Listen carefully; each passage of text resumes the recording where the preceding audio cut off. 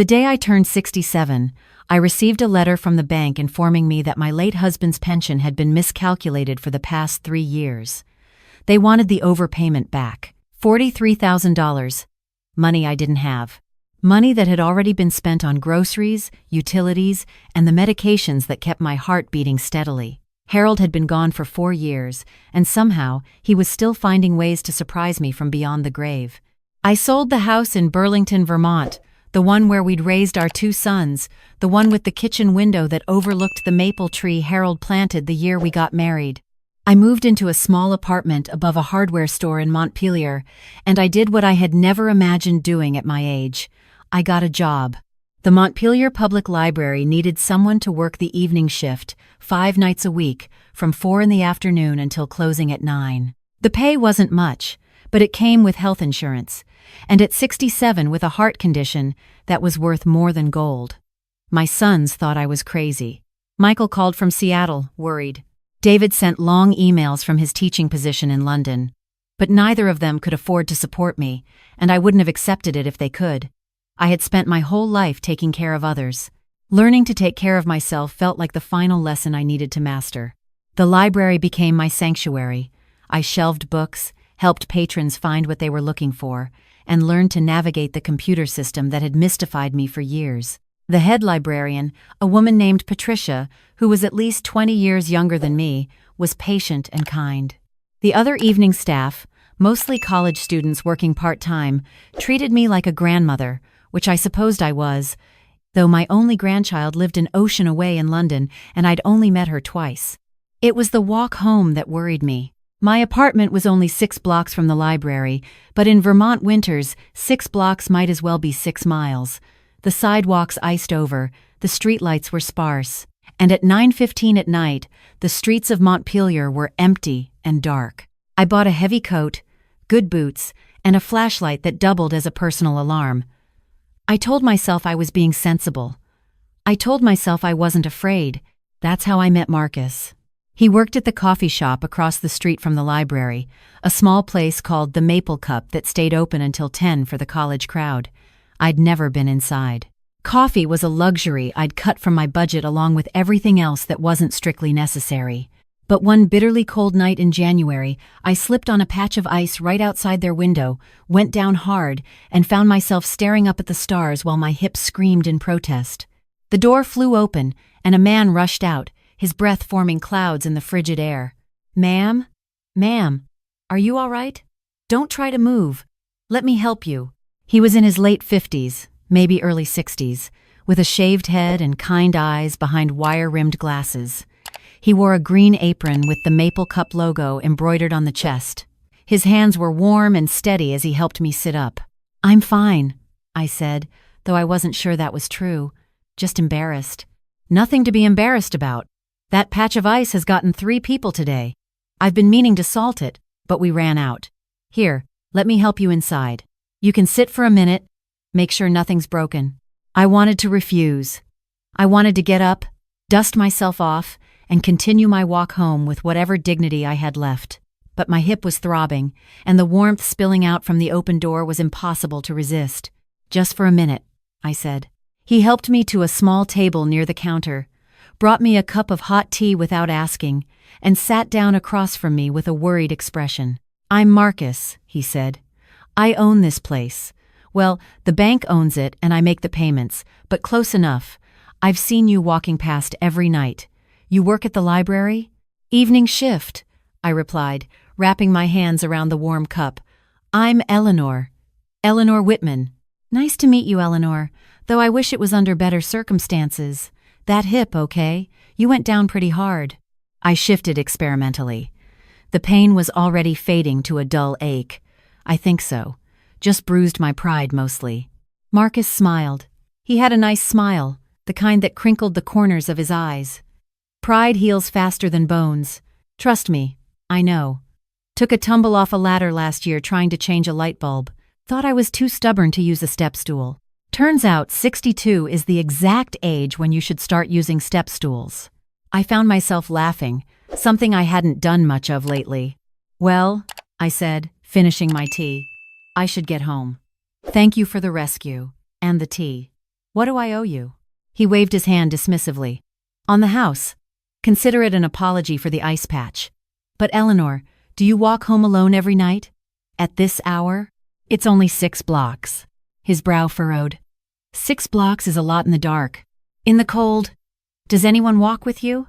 No, I admitted, but I have a flashlight. And pepper spray. Marcus studied me for a long moment, something shifting behind his eyes. Tell you what, I close up at 10, but I can close early on slow nights. Why don't you stop in tomorrow after your shift, and I'll walk you home? It's on my way. My apartment is on Elm Street. That's not necessary. I know it's not necessary. I'm offering because I want to. My mother, God rest her, she worked nights too. At a factory in Ohio, she walked home alone every night for 30 years because she was too proud to ask for help. Then one night, some kids jumped her for the $12 in her purse, broke her arm. She never felt safe again. He paused. I'm not saying that'll happen to you. I'm just saying you don't have to do everything alone. That's not weakness. That's just being smart. I should have said no. I should have thanked him politely and insisted I was fine. But something in his voice, something in the way he talked about his mother, made me trust him. All right, I said. Tomorrow night, but I'm paying for my own tea. He grinned. We'll negotiate. After that, it became routine. Every night, I'd finish my shift at the library, cross the street to the Maple Cup, and Marcus would have a cup of chamomile tea waiting for me. We'd talk for 15 or 20 minutes while he finished closing up, and then he'd walk me home through the quiet streets of Montpelier. Our conversations started small, the way conversations between strangers do. The weather, local news, books I was reading, coffee beans he was trying. But gradually, over weeks and then months, the conversations deepened. I learned that Marcus had been married once, a long time ago.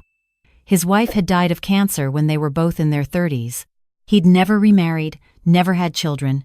He'd worked as an accountant for 25 years before burning out and using his savings to open the Maple Cup. I needed to do something that mattered, he explained one February night as we walked past the snow-covered town green. Something where I could see people's faces, talk to them, connect.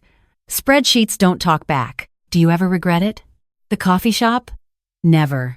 The hours are long and the profit margins are thin, but I've met more interesting people in 5 years here than I did in 25 years of accounting. He glanced at me, present company included.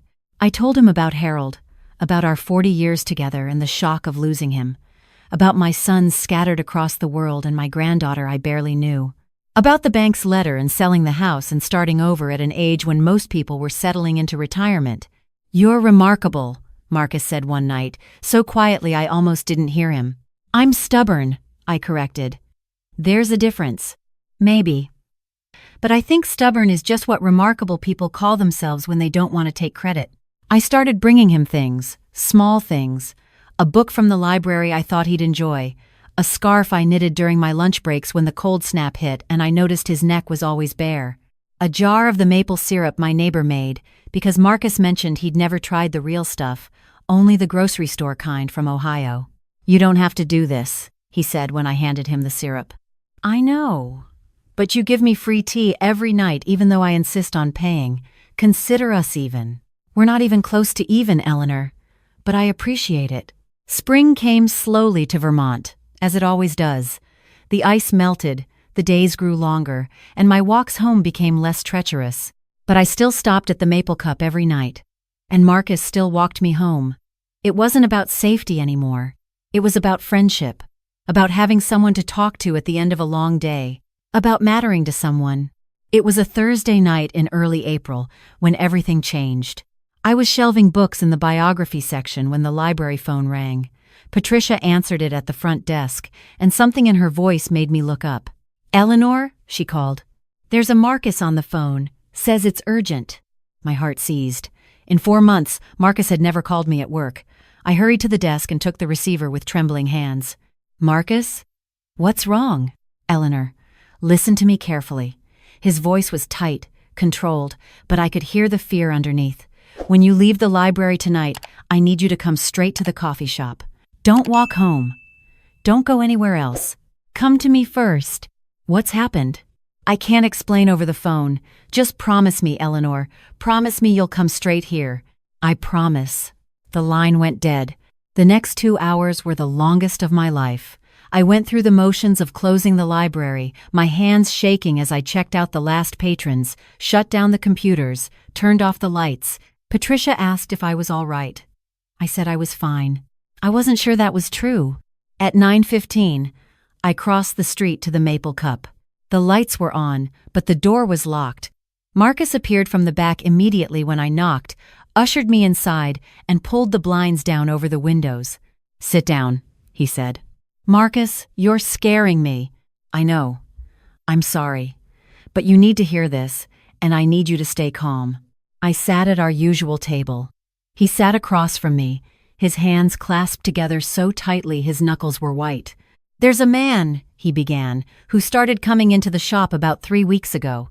Regular customer, nice enough, always orders a large black coffee, pays in cash, says he works for a home healthcare company, says his name is Robert." I waited, my heart pounding. He talks a lot. People who sit alone at coffee shops often do. At first, I wasn't paying attention, just the usual small talk. But then, about a week ago, he started talking about his work, about the clients he visits. Elderly people, living alone, who need help with daily tasks. Marcus paused, his jaw tight. "He mentioned you by name. Eleanor." The world tilted. "What?" He said he had a new client. An older woman who worked at the library, Eleanor Whitman, said she'd signed up for their meal delivery service, and he was going to be handling her account personally. "I never signed up for any meal delivery service." "I know. That's what scared me. But I didn't say anything. I just listened. And the more he talked, the worse it got." Marcus pulled out his phone, scrolling through something. I started taking notes after the second time. Times, dates, everything he said. I worked security at a warehouse before I became an accountant, habit I never broke. He handed me the phone. I read through his notes with growing horror. April 2. Robert mentioned Eleanor again. Said he'd done a home visit. Described her apartment in detail, the one above the hardware store. Said she seemed lonely, confused. Said she'd be easy. April 4. Robert talked about how the company worked. They target elderly people living alone, get them to sign up for services they don't need, then slowly take over their finances. Said Eleanor had a nice pension coming in. Said she wouldn't notice if some of it went missing. April 8. Robert said Eleanor had mentioned her sons live far away, said that made things easier, no one checking in, no one asking questions. I looked up at Marcus, my hands shaking so badly I nearly dropped the phone. I never talked to anyone named Robert. I never signed up for anything. How does he know where I live? How does he know about my sons? I don't know. But Eleanor, this morning, when I was opening the shop, I saw him. Marcus's voice dropped low. He was parked outside your building, just sitting in his car, watching your window. He sat there for almost an hour before he drove away. Ice flooded my veins. Today, when he came in for his usual coffee, he was on the phone, arguing with someone. I was behind the counter, close enough to hear, he said. Marcus closed his eyes, as if the words physically pained him. He said, "The old woman at the library is almost ready. One more visit and she'll sign everything. Then we move on to the next one. One more visit? But he's never visited me." Marcus opened his eyes. "He's planning to. Eleanor, I think this is some kind of elder fraud ring, and I think they've been watching you, researching you, waiting for the right moment. That home healthcare story? That's their cover. They convince elderly people to sign over power of attorney, access to their accounts, and then they drain everything. But why me? Because you're exactly who they target. Living alone, working a modest job, family far away, no one checking in daily. You fit the profile perfectly." His voice cracked. "And I've been walking you home every night for 4 months. If he's been watching, he knows our routine. He knows when you're alone and when you're not." I thought about all the nights I'd walked home before meeting Marcus, all the times I'd left my door unlocked while I ran to the laundry room, all the mail I'd left sitting in my box for days because I was too tired to check it. How long had they been watching me? "We have to go to the police," I said. That's where I was this afternoon. That's why I called you at work. Marcus reached across the table and took my hands. Eleanor. I showed them everything. My notes, my observations, everything, Robert said. And the detective I talked to? He recognized the pattern immediately. There have been 6 other cases like this in the past year. 6 elderly people who lost everything. But none of them had evidence like this. None of them had someone paying attention before it was too late. I felt tears streaming down my face, though I didn't remember starting to cry. You saved me. Not yet. Not completely. The police want to catch him in the act. They want you to play along, just for a little while. Let him make contact. Let him think his plan is working, and then they'll move in. I don't know if I can do that. You don't have to. I told them you might not want to, and they said they can arrest him based on what they have. It'll just be harder to make the case stick, harder to find his partners. I sat there in the quiet of the coffee shop, the only sound the hum of the refrigerator behind the counter. A man I'd never met had been planning to steal my life. And the only reason I knew was because another man, one I'd never have met if I hadn't slipped on a patch of ice, had been paying attention. I'll do it, I said finally. Whatever the police need, I'll do it. Marcus squeezed my hands. You're sure? This man has hurt 6 other people, probably more. If I can help stop him, then that's what I have to do. I wiped my tears with the back of my hand. But Marcus, I need you to do something for me. Anything. Tell me why. Why were you paying such close attention? Why did you write everything down? Most people would have just thought he was a chatty customer and tuned him out. Marcus was quiet for a long moment. When he finally spoke, his voice was rough with old pain. My mother, the one I told you about, who worked nights at the factory. I nodded. The kids who jumped her for $12, that was bad enough. But what happened after was worse. She was scared, after the attack. Scared to go out, scared to be alone. And someone took advantage of that. A man from her church who offered to help with her finances while she recovered. He seemed so kind, so trustworthy. He stole everything. Her savings, her pension, the money she'd been putting away for her grandchildren. By the time we realized what was happening, he was gone. Moved to another state, started over with another name. We never got a cent of it back. His hands were trembling now, though he tried to hide it. She never recovered. Not really. She died thinking she'd failed everyone, thinking she'd been stupid and careless and weak. His voice broke. She wasn't any of those things. She was kind. She trusted people. And someone used that against her. Marcus. I swore I'd never let that happen to anyone else if I could help it. So I pay attention. I listen when people talk in my shop. And when I saw you, Eleanor, walking past every night, going home alone, looking exactly like the kind of person these predators target, he met my eyes. I couldn't just watch. I had to do something, even if it was just walking you home. I stood up, walked around the table, and did something I hadn't done since Harold died. I hugged another person, really hugged them. And Marcus hugged me back, his whole body shaking with the grief of a wound that had never fully healed. Thank you, I whispered, for seeing me, for paying attention. Thank you, he whispered back, for letting me. The next 2 weeks were a blur of police coordination and careful planning. An undercover officer posed as a new hire at the Maple Cup. Another surveilled Robert's movements, documenting his visits to other potential victims. They discovered his real name was Timothy Vance, and he was part of a network that had defrauded elderly people across 4 states. I played my part. When Timothy finally approached me, knocking on my door with a friendly smile and a folder full of official-looking paperwork, I invited him in. I listened to his pitch about the home healthcare services I'd requested. I nodded along as he explained how I could simplify my life by letting his company handle my finances, and when he handed me the power of attorney form, I picked up the pen. Before I sign, I said, my voice steady despite my racing heart, I have a few questions. The police came through the door 3 seconds later. The takedown was swift and satisfying. Timothy Vance and 4 members of his network were arrested that day. The investigation uncovered over $2 million in stolen funds, dozens of victims, and a sophisticated operation that had been running for nearly a decade.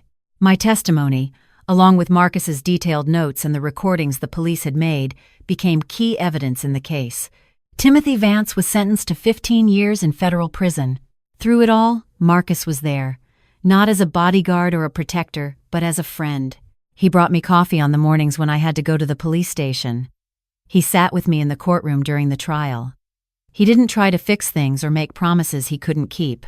He just showed up, day after day, because that's who he was. The trial ended in October. The leaves were changing in Vermont, painting the mountains in shades of gold and crimson. I walked into the Maple Cup on a Tuesday evening, the first night I'd been there since everything began, and found Marcus behind the counter, brewing a fresh pot of chamomile. He looked up when the bell above the door chimed, and his face broke into a smile. "Eleanor, I was hoping you'd come. I had to thank you properly." Without all the police and lawyers and chaos, he poured 2 cups of tea and came around the counter to sit at our usual table. The shop was empty except for us, the quiet kind of empty that felt peaceful rather than lonely. "You don't owe me thanks," he said. "You did the hard part. I just paid attention." Paying attention saved my life, and not just from Timothy Vance. I wrapped my hands around the warm cup, gathering my courage. Before I met you, I was barely surviving, going through the motions, working my shift, walking home, eating dinner alone, going to bed. I'd stopped really living.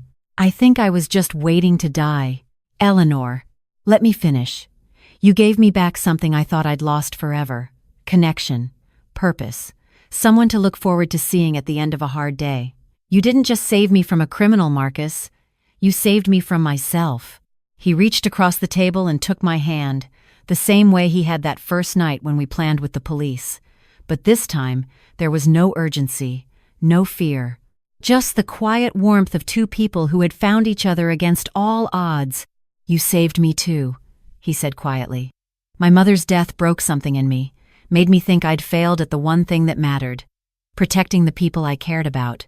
But watching you, Eleanor, seeing how brave you were, how you refused to be a victim, it helped me understand something. We can't protect everyone from everything, but we can pay attention. We can show up. We can choose to see people when the world is designed to make them invisible." I squeezed his hand. "Then let's keep doing that. Together." He smiled, that same crinkle-eyed smile that had made me trust him from the very beginning. "Together sounds good." That was 8 months ago. Now I'm 68, still working the evening shift at the library, still living in my small apartment above the hardware store. But everything else is different. Marcus picks me up every night when the library closes, not to walk me home, but to take me to dinner at a different restaurant each week, his personal mission to help me discover every hidden gem in Montpelier. My sons video call me every Sunday, and they've both noticed the change. "Mom, you sound happy," Michael said last week, and I realized with surprise that I was. Last month, Marcus's niece came to visit from Ohio. She's 28, a social worker who specializes in elder abuse prevention. When she heard our story, she cried. "Uncle Marcus never told me about Grandma," she said. "Not the whole story. I always wondered why he moved to Vermont, why he opened the coffee shop. Now I understand. He was trying to make it right." I looked at Marcus across the table, this quiet man who had rebuilt his life around a simple mission. Pay attention, show up, protect the vulnerable. And I thought about how we never really know the battles other people are fighting. How the smallest act of kindness, a cup of tea, a walk home, a genuine question about someone's day, can be the thing that saves a life, or 2 lives, or 6, or more. There are still predators out there, still people who see the elderly as easy targets, who exploit loneliness and vulnerability for profit. But there are also people like Marcus, people who choose to see, people who choose to act, people who understand that we're all just walking each other home, one step at a time. If you're reading this, wherever you are, whoever you are, please remember, pay attention to the people around you. The elderly neighbor who always seems to have visitors you don't recognize. The friend who suddenly seems confused about their finances. The stranger in the coffee shop who talks a little too much about easy marks and simple targets. You might be the only one who notices. You might be the only one who can help. And you might just find that in saving someone else, you save yourself too. Be the person who pays attention. Be the person who shows up. Be the person who walks someone home not because you have to, but because you can. You never know whose life you might change, including your own.